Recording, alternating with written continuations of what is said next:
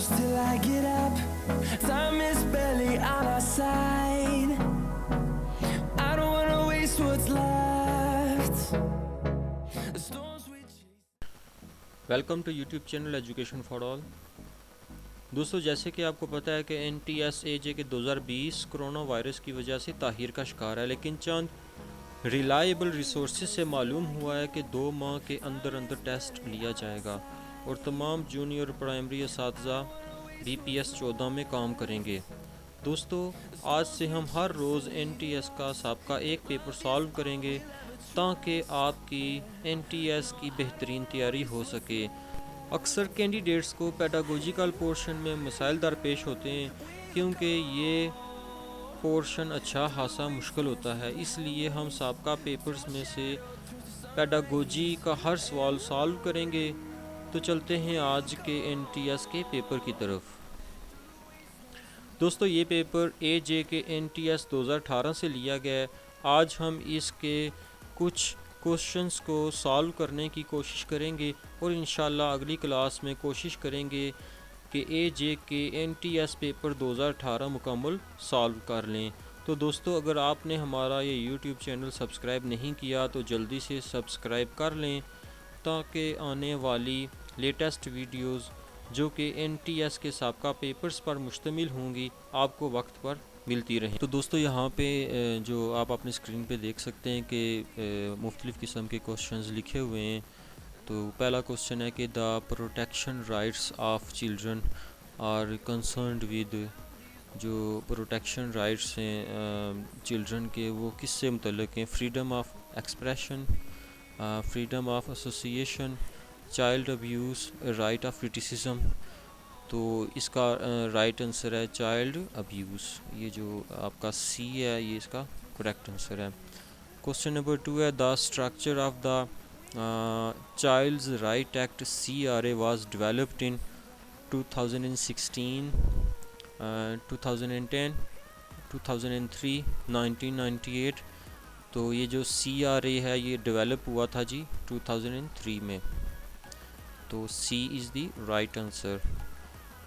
तीसरा क्वेश्चन है which of the following is the right of child given in United Nation convention. United Nation convention में इनमें से कौन सा राइट है जो चिल्ड्रन को दिया गया, या यूनाइटेड नेशन का कन्वेंशन है ये कौन से राइट्स को प्रोटेक्ट करता है? ए है learn about their environment, learn about their garment activities, learn about their rights, learn about their career paths. तो दोस्तों, इसका राइट आंसर है C, learn about their rights. इसी तरह दोस्तों तीसरा क्वेश्चन है, चौथा क्वेश्चन है which of the following is described in the United Nation convention regarding child rights.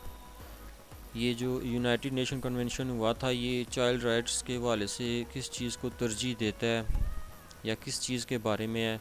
Right to live, ज़िंदा रहने का इनको हक देना, राइट टू थिंक, सोचने का हक, राइट टू लर्न, सीखने का हक, राइट टू प्ले, खेलने का हक।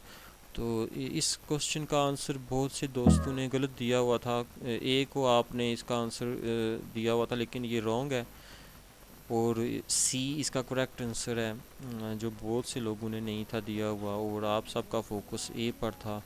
तो राइट टू लर्न, सीखने का हक। तीसरा क्वेश्चन है जी infancy means the age from. Infancy जो है इसकी जो उम्र है ये कहाँ से कहाँ तक है इन्फेंसी की उम्र?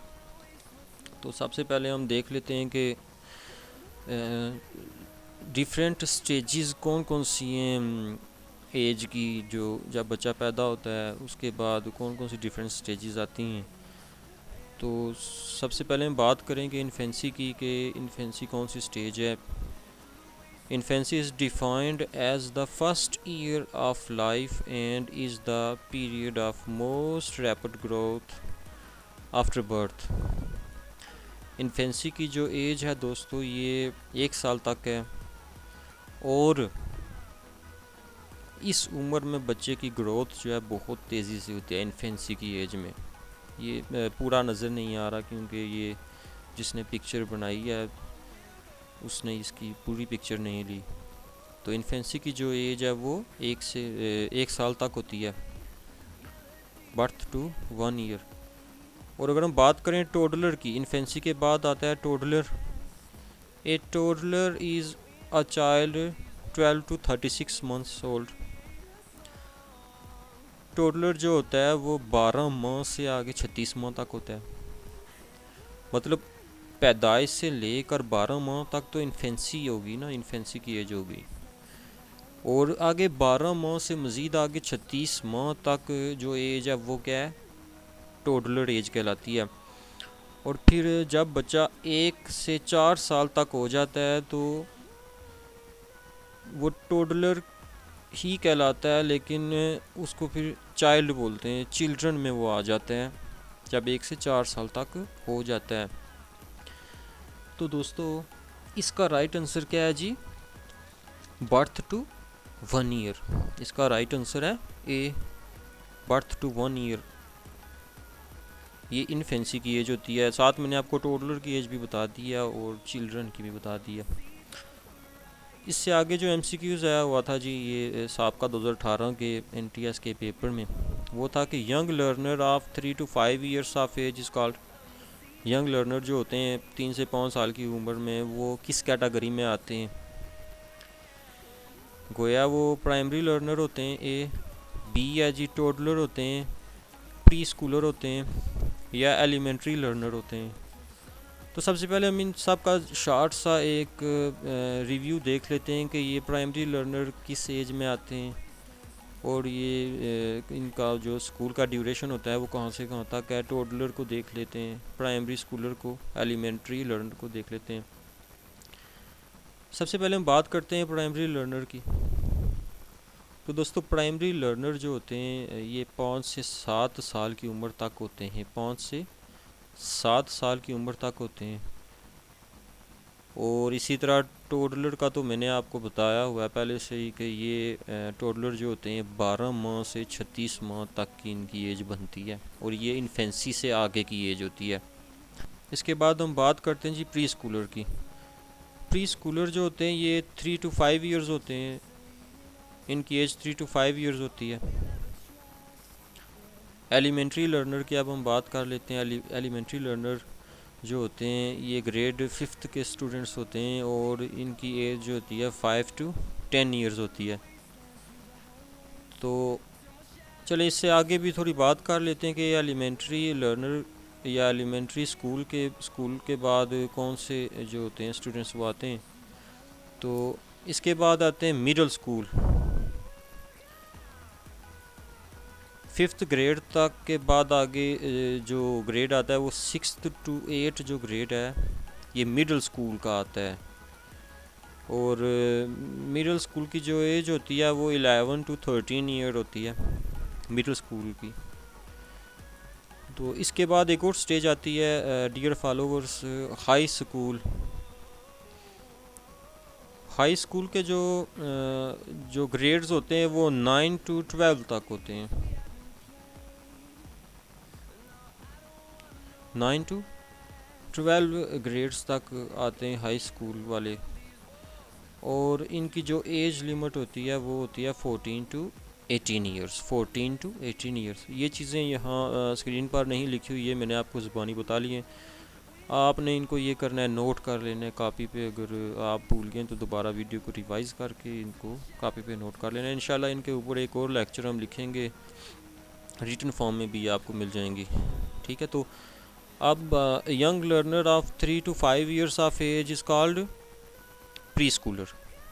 ये भी हमने इसको एक्सप्लेन किया है कि यंग लर्नर जो होते हैं वो 3 से 5 साल तक जो होते हैं वो प्री स्कूलर में आते हैं। आप अगली स्लाइड पर चलते हैं। आगे क्वेश्चन नंबर 21 था 2018 के NTS के पेपर में, आज़ाद जम्मू एंड कश्मीर।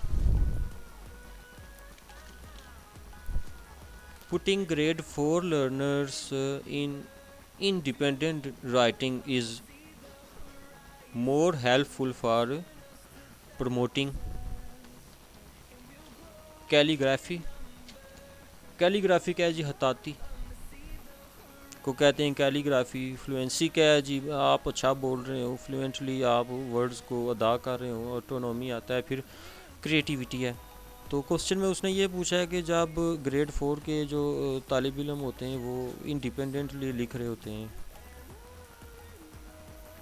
किस चीज़ को, तब वो प्रमोट कर रहे होते हैं जी, वो क्रिएटिविटी को प्रमोट कर रहे होते हैं। तो इसका राइट आंसर क्या है जी, डी इसका राइट आंसर है कि जब आप अच्छे तरीके से लिख रहे हैं तो आपके अंदर क्रिएटिविटी की जो सलाहियतें होती हैं, मतलब तहलीकी सलाहियतें जिन्हें कहते हैं, वो आपके अंदर पैदा होती हैं। तो इसका डी राइट आंसर है। ये भी आंसर बहुत से लोगों ने गलत लिखा हुआ था, बहुत से लोगों ने, बाज़ लोगों ने कैलीग्राफी को मार्क किया हुआ था। क्वेश्चन नंबर 22 है the type of questions that elicit more critical ideas are. ऐसे सवालात की नौयत जो ज़्यादा तर तनकीदी नज़रियात को बयान करते हैं। ए questions based on what. 2 cognitive conflict based questions. C questions demanding opinion. D factual questions. तो दोस्तों बात हम करते हैं फैक्चुअल क्वेश्चंस की। Factual questions can be about variety of things such as figure based facts, date, age, weight, और इसमें events भी आ जाती हैं लाइक मैरिज एंड बिहेवियर्स, लोगों के बिहेवियर्स भी आ जाते हैं। जैसे हम किसी से सवाल पूछते हैं कि डू यू स्मोक, क्या आप स्मोकिंग करते हैं, तो ये फैक्ट्स पर मबनी होते हैं। इनका रिलेशन जो होता है किसके साथ होता है, फैक्ट्स के साथ होता है, और ये क्रिटिकल आइडियाज़ पर मुश्तमिल होते हैं। इसमें आप तनकीद भी किसी पर करते हैं कि जैसे do you smoke, yes I smoke, तो आप उस पर तनकीद भी करेंगे, यार क्यों स्मोकिंग करते हो। तो फैक्चुअल क्वेश्चंस में हम तनकीद भी करते हैं किसी के ऊपर, क्रिटिकल आइडियाज़ होते हैं इसमें। तो इसका राइट आंसर क्या है dear followers, D is the right answer, factual questions. Question number 23 है कि the type of reading that ensures use of background knowledge by students while they are reading lesson text is। एक ऐसी reading जो इस बात को पुख्ता करती है कि स्टूडेंट अपने बैकग्राउंड नॉलेज को भी जहन में रखता है और वो मज़ीद भी आगे लेसन को रीडिंग कर रहा होता है और उसका टेक्स्ट को पढ़ रहा होता है। तो क्या कौन सी रीडिंग कहलाती है, मतलब वो टेक्स्ट को बैकग्राउंड को नज़र में रख के आगे मज़ीद वो पढ़ भी रहा होता है, उसको पता होता है कि बैकग्राउंड में हमने क्या पढ़ा है और पूरी स्टोरी को वो समझ रहा होता है अच्छे तरीके से। तो इसमें पहला ऑप्शन उसने दिया है इंटेंसिव रीडिंग, बी है स्किमिंग, सी है एक्सटेंसिव, डी है एक्सपर्ट के बारे में तो हम बात ही नहीं करेंगे क्योंकि एक्सपर्ट रीडिंग सबसे आला दर्जा है रीडिंग का। तो हम बात करते हैं इंटेंसिव रीडिंग की। क्या होती है, reading in detail with specific learning AIIMS and tasks, this is what will do next. कि ये ऐसी रीडिंग है जिसमें हम सही डिटेल के साथ किसी स्पेसिफिक टॉपिक को हम पढ़ते हैं, उसको सीखते हैं, उसके मकासद को हम जानने की कोशिश करते हैं और हमें हर चीज़ का इल्म होता है कि बैकग्राउंड में क्या हो गया और हमने अब नेक्स्ट क्या पढ़ना है, स्कीमिंग।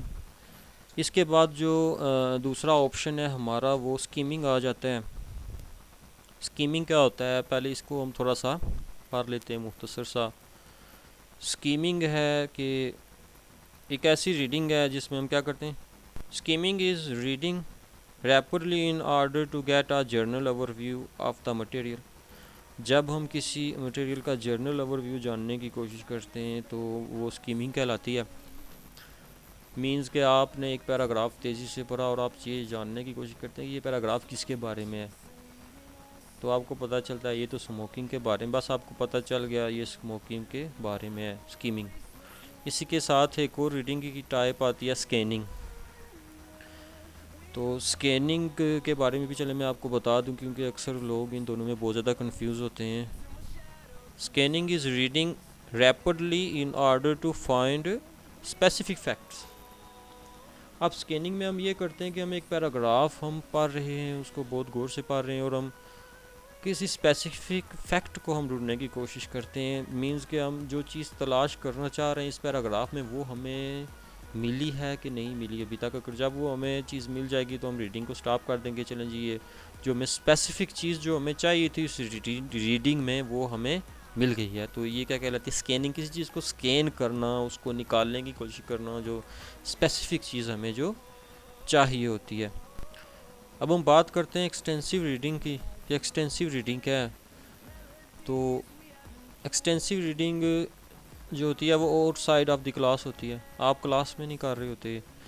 आप जैसे घर में बैठे हुए हैं, आपने कोई बुक खोल ली और आप उसकी रीडिंग करते हैं अपने नॉलेज को इंक्रीज़ करने के लिए, अपनी रीडिंग स्किल्स को बेहतर करने के लिए। जैसे बाज़ लोग घर में न्यूज़पेपर पढ़ रहे होते हैं कि चलें हमारी जो राइटिंग है वो बेहतर हो जाए। तो इसको क्या कहते हैं, एक्सटेंसिव रीडिंग कहते हैं। फॉर एग्ज़ाम्पल हम घर में बैठ के वो किताब पढ़ रहे हैं तो ये आउटसाइड ऑफ द क्लास होती है। ठीक है जी। तो इसका राइट आंसर क्या है जी, इंटेंसिव रीडिंग। इसका राइट आंसर है इंटेंसिव रीडिंग। जो हम क्लासरूम में पढ़ रहे होते हैं बच्चों के साथ और बच्चे पढ़ रहे होते हैं और उनके ज़हन में बैकग्राउंड भी होता है और उनको पता होता है कि आगे हमने क्या पढ़ना है, अब नेक्स्ट आगे क्या आने वाला है। तो ये क्लासरूम में इंटेंसिव रीडिंग हम करवा रहे होते हैं। The step of lesson delivery that need more skill from teacher side is. Reading का ऐसा स्टेप जिसमें टीचर की तरफ से ज़्यादा स्किल्स की ज़रूरत होती है। अपनी स्किल्स टीचर यूज़ कर रहा होता है और उसे ज़्यादा स्किल्स की ज़रूरत होती है। वो कौन सा है जी, इंट्रोडक्शन है, पहले से ये मार्क हुआ हुआ है। इंट्रोडक्शन में टीचर को बहुत ज़्यादा स्किल्स की ज़रूरत होती है कि वो अच्छे तरीके से एक लेसन का इंट्रोडक्शन पेश करे बच्चों के सामने।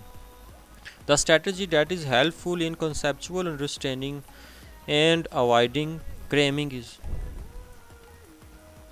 एक ऐसी स्ट्रेटजी, एक ऐसी तकनीक जो बच्चों के कंसेप्चुअल अंडरस्टैंडिंग को मतलब बढ़ाती है एंड अवॉइडिंग क्रेमिंग इज़, और रट्टे को जो है ना, रट्टे से बच्चों को निजात दिलाती है। जैसे आपने देखा होगा कि क्रेमिंग है क्या, पहले हम देख लेते हैं क्रेमिंग क्या है। जैसे हम क्लास में पेपर्स के करीब हम बच्चों को कहते हैं यार ये पैराग्राफ याद कर लो, ये पैराग्राफ याद कर लो, बस रट्टा लगा लो और पास हो जाओगे। तो क्रेमिंग किसको कहते हैं, रट्टे को कहते हैं। तो रट्टे से बचने के लिए टीचर क्या करता है कि बच्चों को using audio visual aids in teaching, audio visual aids का यूज़ करता है। Ensure practice of repeated reading, C है to do revision of text already taught, and D है जी to take tests repeatedly। तो इसका राइट आंसर जो है वो A है, using audio visual aids in teaching. आप क्लासरूम में वाइट बोर्ड का यूज़ करेंगे, मार्कर का यूज़ करेंगे या चाक का यूज़ करेंगे और बच्चों के जो कंसेप्ट होंगे आप उनको क्लियर करवाएंगे। तो ये चीज़ें क्लासरूम में टीचर यूज़ करता है बच्चों की कंसेप्चुअल अंडरस्टैंडिंग के लिए। When a teacher acknowledges children when they are performing an activity, it is called। जब बच्चे क्लासरूम में कोई एक्टिविटी टीचर की सरबराही में सरंजाम दे रहे होते हैं और टीचर उनको देख रहा होता है तो ये क्या कहलाता है, active listening, peer teaching, constructive feedback, task list.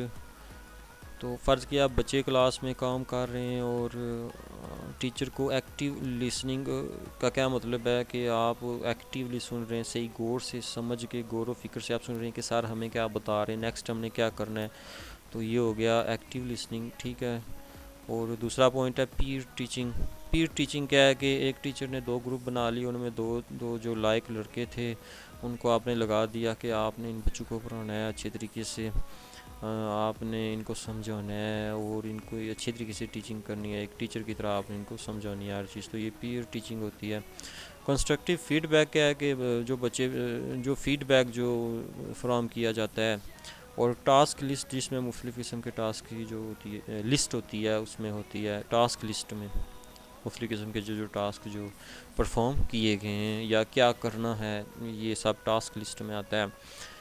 तो ज़ाहिर सी बात है कि जब बच्चों को एक टीचर उनको गाइडलाइन करता है, उनको एक्नॉलेज पेश करता है, जब वो कोई एक्टिविटी कर रहे होते हैं और वो टीचर को गौर से सुन रहे होते हैं। तो इसलिए इसका आंसर क्या है जी? Active listening.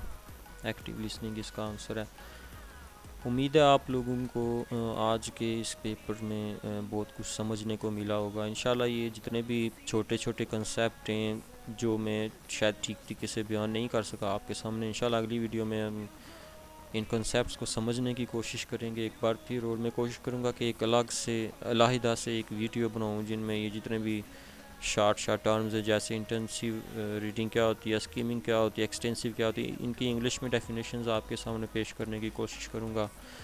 और आपके ये छोटे छोटे जो कंसेप्ट्स हैं ये क्लियर करवाने की कोशिश करूँगा। ये बहुत ज़रूरी है कि हमें हर चीज़ के बारे में पता हो कि एक्टिव लिसनिंग क्या है, पीयर टीचिंग क्या है, कंस्ट्रक्टिव फीडबैक किसे कहते हैं। ये चीज़ें हमें पता होती हैं, लेकिन जब पेपर हमारे सामने आता है तो हम कन्फ्यूजन का शिकार हो जाते हैं। और मैं कोशिश करूँगा ये छोटे छोटे जितने भी कंसेप्ट्स हैं ये आपको क्लियर करवाऊँ इंशाल्लाह। एक अलग से इनके ऊपर लेक्चर बनाऊँ, एक लेक्चर लिखूँ आपके लिए, और ये कंसेप्ट्स को एग्जांपल्स के साथ आपको मैं समझाने की कोशिश करूँगा। तो व्यूवर्स, अगर आपने हमारा ये यूट्यूब चैनल सब्सक्राइब नहीं किया तो आप इस यूट्यूब चैनल को सब्सक्राइब कर लें, बेल के आइकन को प्रेस कर लें, ताकि जब हम मज़ीद जो बाकी क्वेश्चन जो रह गए हैं 2018 के NTS के पेपर के, जब हम वो सॉल्व करें तो आप हमारे साथ अगर सब्सक्राइब होंगे तो फिर आपको वो लेटेस्ट वीडियोज़ आराम से मिल जाएंगी। अगर आपने चैनल सब्सक्राइब नहीं किया तो फिर नेक्स्ट जब मैं वीडियो अपलोड करूँगा तो आपको मेरी वीडियो नज़र नहीं आएगी। इसलिए आप चैनल को सब्सक्राइब कर लें और अगले पेपर का इंतज़ार करें कि 2018 के जो बाकी के सवालात हैं वो हम इंशाल्लाह कोशिश करेंगे कि अगले पेपर में सॉल्व कर लें। तो थैंक यू व्यूवर्स, मिलते हैं अगली क्लास के साथ।